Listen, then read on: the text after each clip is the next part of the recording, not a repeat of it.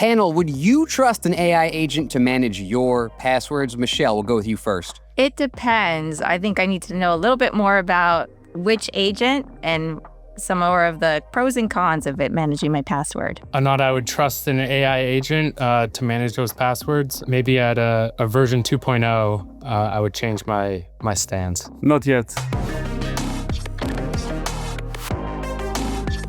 Hello and welcome to Security Intelligence, IBM's weekly cybersecurity podcast, where our expert panelists turn the biggest industry news stories into practical takeaways you can use. I'm your host, Matt Kosinski, and joining me this week, we've got Michelle Alvarez, Manager, X-Force Strategic Threat Analysis.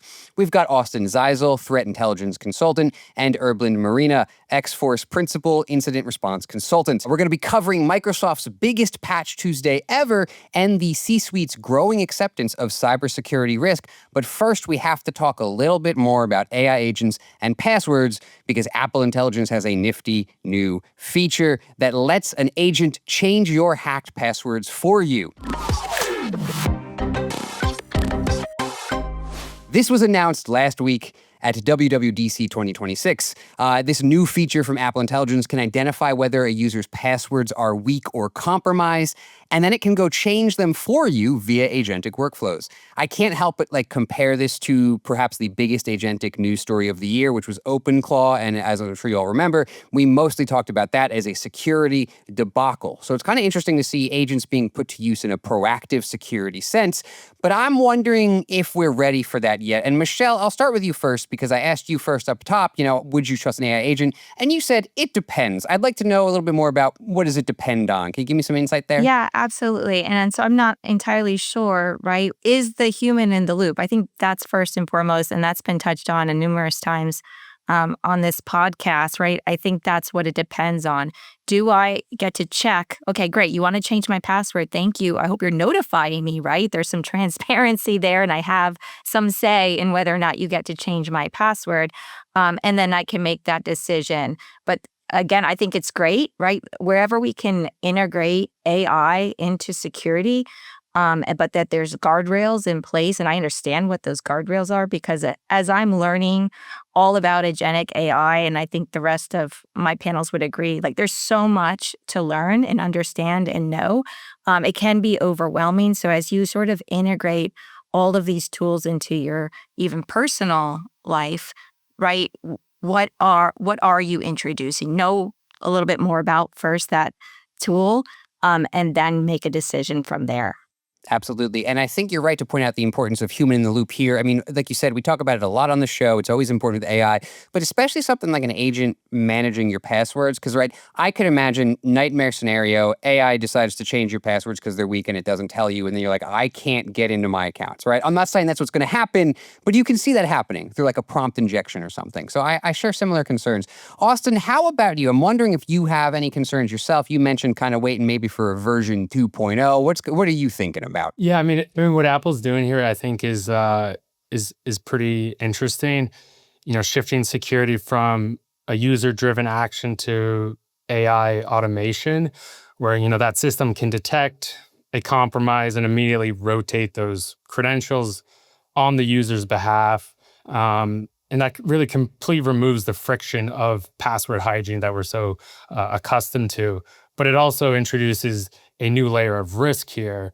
You have an AI agent that has direct access to those credentials, and that's really where I become a little bit more concerned, where it can make those changes across accounts and will operate at a high level with, say, implicit trust.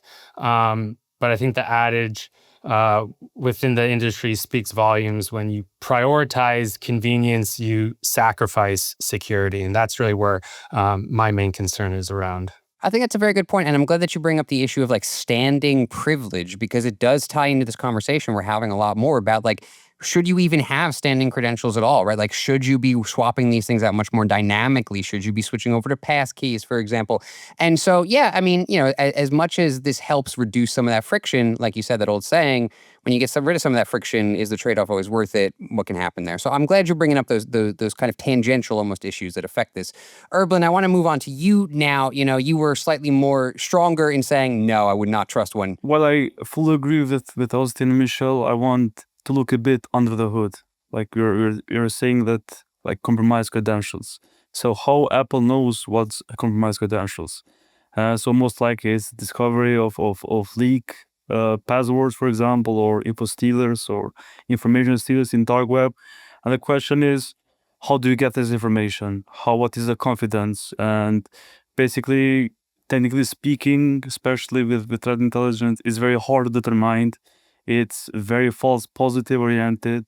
So my biggest question is, how does a company knows if your password is compromised with the confidence that it will reset everything automatically?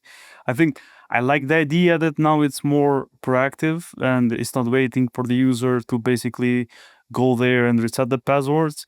But if I take a look in this perspective of the risks, and for example, if the confidence of the leak credential is super high because it's info stealer in one of the forums posting about your credentials, and I think it's a good move to reset. But everything else, I think it really depends how we see it. Just to sort of add on to that, right, with regards to the concerns, I think, Matt, you may have mentioned, right, what if you're locked out of your account? I think an even bigger issue, right, that's frustrating and it could cause some issues for you. But what if the underlying AI system itself is compromised? So now, right, there's that issue as well. So I think the risk with this can go from, sort of minor, frustrating, right, again, locked out of your account, to significant if the AI tool itself is compromised. Absolutely. It does. It creates like a whole new attack vector, which is also like, that's what happens anytime you introduce any new technology to a system, right? Like, it can become a new attack vector in the wrong hands. And especially something like this, you can see how easily it could be, manipulated to like prompt injection or something like that. But I also wanted to highlight, just stress, Erblind, I really like this point you made about like, what threat intelligence is it using, right? Especially because we have two people on this panel who are in threat intelligence. Like, you know how important it is to, like, you need somebody sitting there looking, verifying what matters, what doesn't.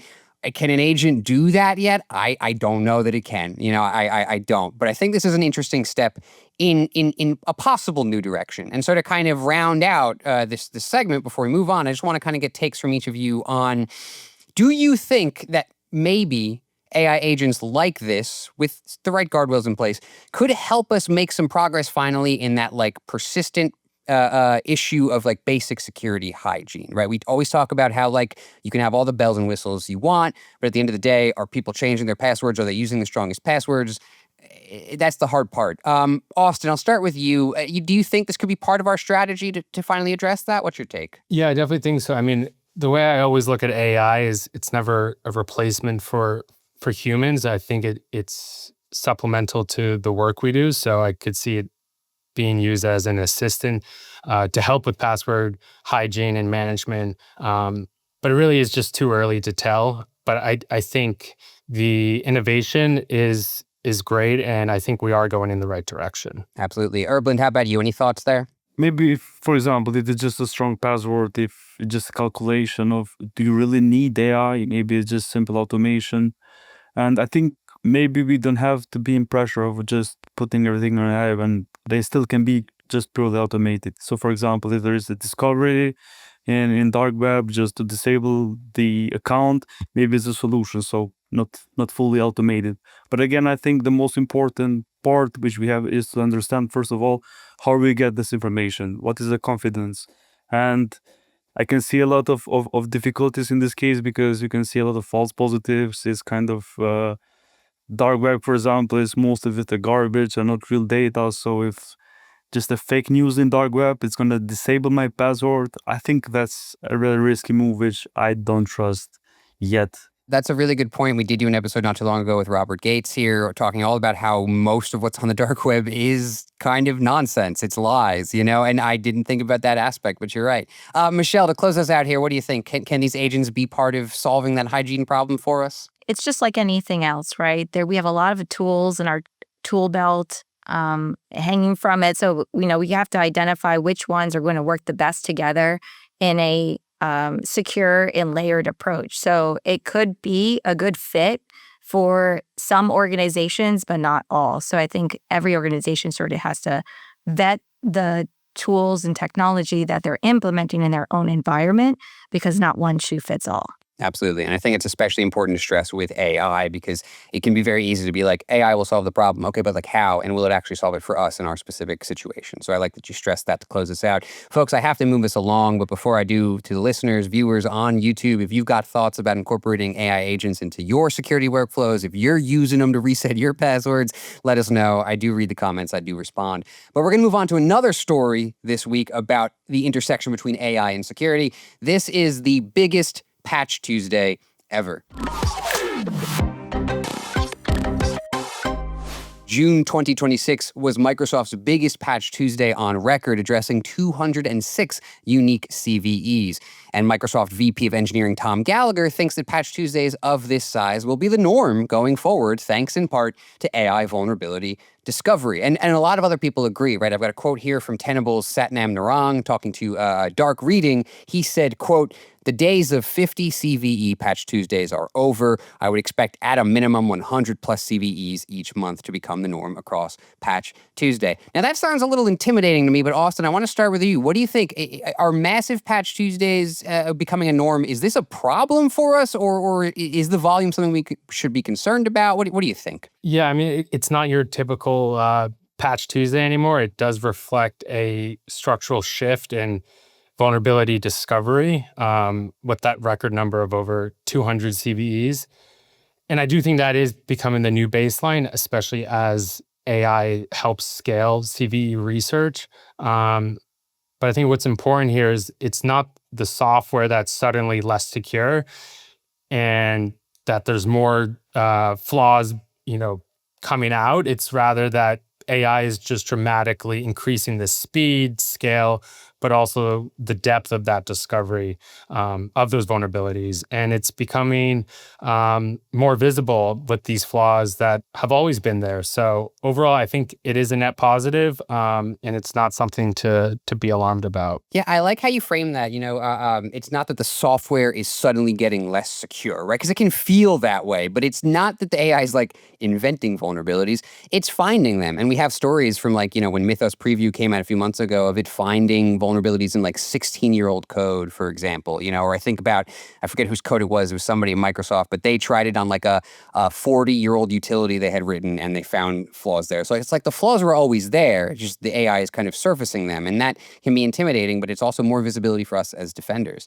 Erblind, I want to ask you something. There are some who say that look, the volume, it looks intimidating, but it's not that big a deal because the vast majority of CVEs don't really end up exploited anyway. I'm wondering what your thought is there. Do you think that's kind of the right way to approach this, or how do you feel about that? I think definitely if it's exploitable or not, it's key here information, because that's a differentiation that makes. But I fully agree with as Austin said, that we have to see also the other side, because then the patching is faster with AI. So it's not pure that we are now against only the bad side or red team, and we are getting more and more patchable. I can see also automation in the blue team and in architecture. So I think that this is important, but in the same time you have those not fully transparent, which makes definitely sense that we have to set also what is the impact, what do we have exploiting wild. And something which I want to highlight is that we are sometimes forgetting, especially in the securities, we have as well exploit Wednesday, which means that everything which is being published now, tomorrow most likely it will be seen. And that's something as well which we have to make sure that you have basically as soon as possible updates before the bad guys, they will go there and develop exploits, even if it wasn't yet published. Absolutely, Erblind. I really like that you, like Austin, stress this matter of, look, these things are finding vulnerabilities, and yes, it's giving more, ammo to attackers, but it's also more ammo for us as defenders. Like, you could incorporate AI into your blue teaming, for example. Like, it's not just for the bad guys. And, the thing is, I think a lot of times when we talk about AI vulnerability scanners, at least I'm guilty of this, I know, it can feel like I'm treating them like they are just an attacker's tool, right? But like the vulnerability scanners are for us. Like we're supposed to be using them to find this stuff and fix it before they can. And it's important to remind ourselves of that. Michelle, I want to get your take too on, this kind of increasing volume of patches on Patch Tuesday. Is this something you're concerned about? How do you feel about, how does it affect our job as defenders? Yeah, sure. And I definitely do think it depends on your role in the environment. So, if I may, in looking at this topic, I reached out to our vulnerability manager, Sandra Hill. So, I'll give her a shout out. She's dealing with this vulncopolix, if you would want to call it that, or vulnlanche, a vulnerability avalanche. And it's not just Microsoft. So, we also had Google Chrome this month, over 400 vulnerabilities released. So that was huge. We have Oracle, who's historically just done quarterly releases. Now they're also moving to monthly, plus they're quarterly. And that's just 3 vendors. So if you're tracking all of these vulnerabilities, this is having significant impact on work streams. Fortunately, they are also leveraging AI to help with those workflows. So again, depending on your role, so they're looking at vulnerabilities, tracking those vulnerabilities. We have over 3 decades of vulnerability tracking, and so this is a tremendous effort and service that we provide to our clients and to IBM. And then also from the defender side of things, yes, of course, there's a bit of a shift here. We have to make sure that we disclose that not every vulnerability, like we just talked about, is going to be exploited. Not everything is going to have a publicly available exploit. So it is about prioritization versus trying to patch everything. Absolutely. And it's kind of like you read my mind there, Michelle, because there were 2 questions that I sort of were lingering, and you addressed, I think, both of them. The first was that, like, this isn't just Microsoft, right? Like, Microsoft is just the one doing Patch Tuesday, but like you point out, no, it's not. There's other organizations dealing with this too, and I think that's really important to keep in mind, because we can say, oh, it's a historic Patch Tuesday, but it's also historic for a lot of these other organizations too now, right? And then the other thing, like you pointed out, was, how do we deal with this influx? Well, we can incorporate AI into our own workflows too, right? And that might help us do things like prioritize which ones are actually exploitable, right? Or like prioritize the ones that might actually harm our organization in a way that matters, right? And I think about, this idea that's come up a lot when I talk to people about patch management these days, which is that, like, you shouldn't just treat every single patch the same, right? Some of them are more important to your organization than others. And you need to be making an informed decision about, which ones actually matter and which ones you should prioritize. So as these volumes get bigger and bigger, maybe we can use AI to help with that. To round out this segment, I want to do another little quick roundtable for you folks. I'm gonna present you with a quote here from Justin Fear, who is the senior vice president at Darktrace. He said to Dark Reading, "For enterprise security teams, the lesson is not simply patch faster." My question for you folks is, what is the lesson then? Austin, I'll start with you. What's the lesson here if it's not patch faster? Well, the lesson, as Michelle mentioned previously, is prioritization of, one, what's actually exploitable, but also what has the highest impact. Because it's not just a numbers game; it really is that that quality over quantity. That the majority of these CVEs probably aren't exploitable, but we need to prioritize which ones actually are and can have that impact on us. Absolutely. Erblind, how about you? Any thoughts on what the lesson is here? I think the most key part is the shifting left, which means that we have the secure development and early cycle in all the products. And I can see also like the good developments in this area with AI, because you can have like the right skills, and like most of the developers they incorporate, for example, AI in early stage to basically patch and then to push to production less vulnerable code. So it has to be simple, just as early pen testing, patching everything before pushing to prod is the right answer. I like that. I like that. You point out that, there's also a proactive component to it too, right? It's not just about reacting to the patches that come out. We can also maybe make it so that there are a few fewer vulnerabilities to address in the first place. Thank you for bringing that up. Michelle, to close us out, and I know you almost answered this basically, but I just want to explicitly pose the question to you. What's the lesson here for folks to take away? Yeah, I'll just have to second Austin. And obviously, Erblind brings up some great points, but the prioritization, and then also in terms of what Erblind had to say about reducing and shifting left, right? Let's say there is a breach, right? What have you done to reduce the blast radius? So taking that into consideration as well. Folks, we're going to move on to our final story for the week. This is executives tolerating increasing cyber risk. So Gartner's Security and Risk Management Summit 2026 was held in Maryland at the beginning of the month, and coverage of one of the sessions caught my eye, as reported by Richard Livingston of Tech Target. Gartner analyst Will Kandrick reported that C-suite cyber risk appetites are growing.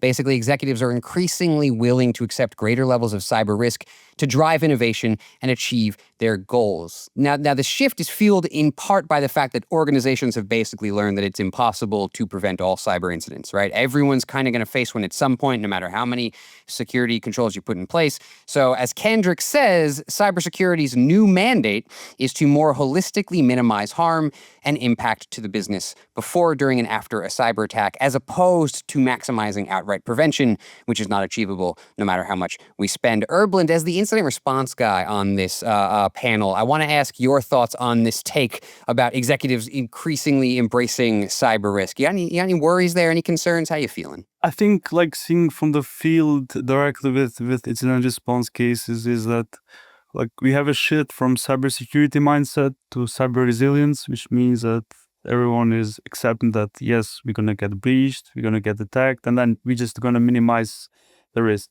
The issue is with this approach, basically accepting the risk, is sometimes that you have less visibility and basically you're sacrificing the detection, which then even during the incident response, for example, or reactive approach, it will be very difficult to keep up, because what you have basically minimize your budget, detection, agents, for example, and everything, and that's very complex because that's basically will damage and would basically make very hard for incident response to be successful. So just to sum it up, I think that it's very important to keep in mind that those two go directly with itself. So it's not that now you're going to ignore the prevention part, and then somehow when you have incident, you have a good team, you're going to be successful. No, they go together. So everything in incident response, it's good visibility, it's good preparations, and I'm okay sometimes with this approach that is cyber resilience, and we have to respond in the proper way, but you have to do your homework first before the day comes. Yeah, you can't throw the baby out with the bathwater, right? You can't be like, well, we can't prevent attacks, so we might as well stop spending on prevention. That's not the way to approach this. But I am glad, though, that you brought up these questions of budget and how spend is allocated, because part of the shift here comes from the fact that, and this is, I'm quoting Kandrick here, he says that executives have learned that more spending on security means more business costs, slower speed to market, stalled innovation, dated AI tools, more red tape, excessive fear-mongering, and drained productivity. Is that a fair assessment? It seems a little harsh to me. Austin, I'm going to ask you, do you think that's a fair assessment of what we get for spending on security? How do you feel about that? I mean, yeah, it all goes back to, prioritizing that risk, and also intentionally accepting that, you're not going to stop every thread. But it's about managing that overall impact. And that's not just preventing incidents. We really have to look at the broader picture here. So as those executive risk appetites grow, the role of security kind of shifts from less technical to more of a strategic risk standpoint, and looking at the bigger picture there, where the ability to communicate business impact and guide those key business decision-making outcomes becomes just as critical as stopping the threat in the first place. So as defenders, there is explicit trade-offs here, but I think where you're allocating resources, business continuity and growth can outweigh those strict security controls.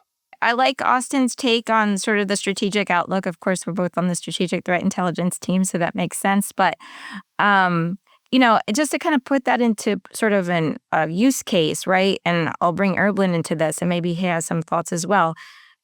If you're going to do, for instance, an active threat assessment in your environment, you're going to make sure that it's very focused, right? Looking for the TTPs of threat actors that are most likely to target your environment. You're not going to try to look for everything and everybody that might try to target somebody out there, right? You're going to be very focused. And that, I think, then translate to what, the business leaders can understand is this is my actual risk.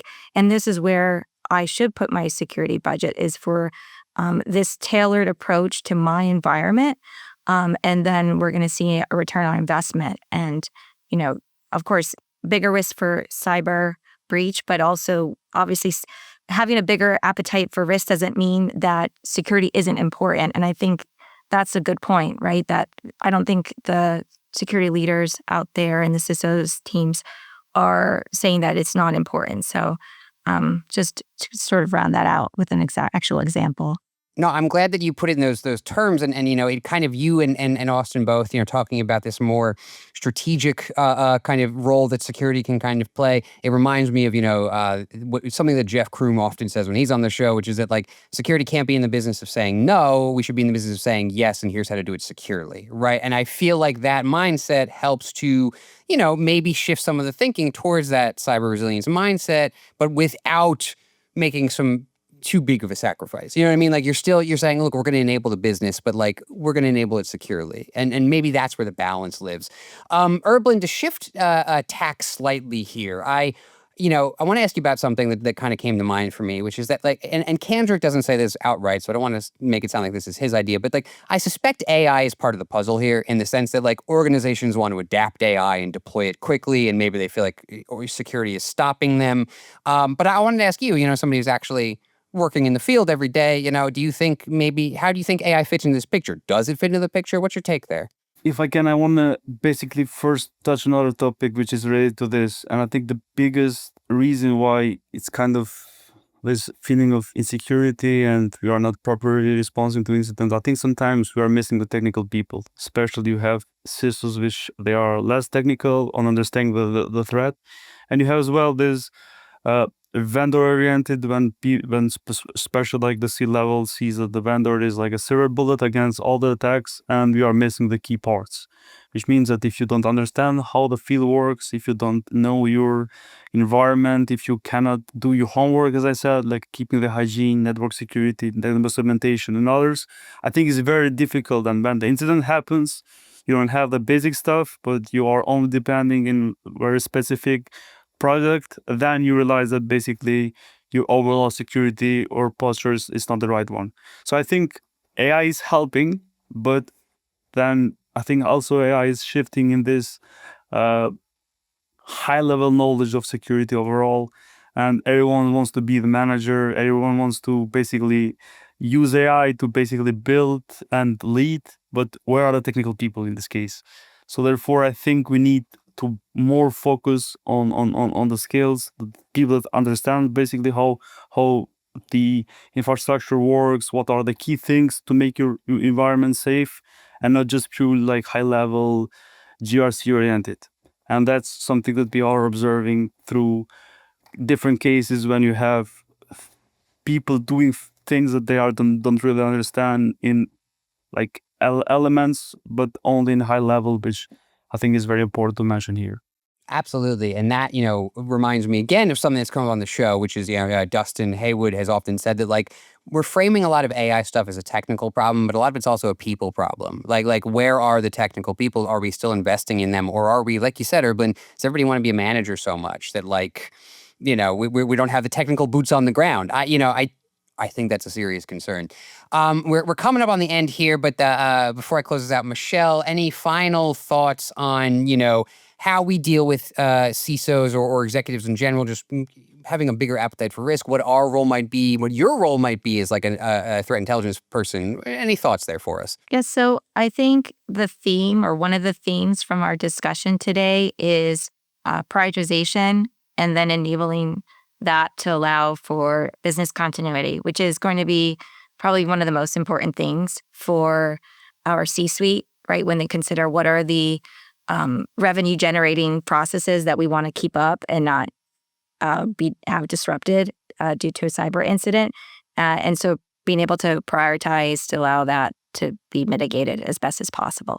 Absolutely. And Austin, any last words for us before we close out? Any final thoughts there? Yeah, just one point. I think a lot of it has to do with striking a balance between those more technical-minded folks, but also the strategic side. You need both, but also to look more broadly beyond just your organization.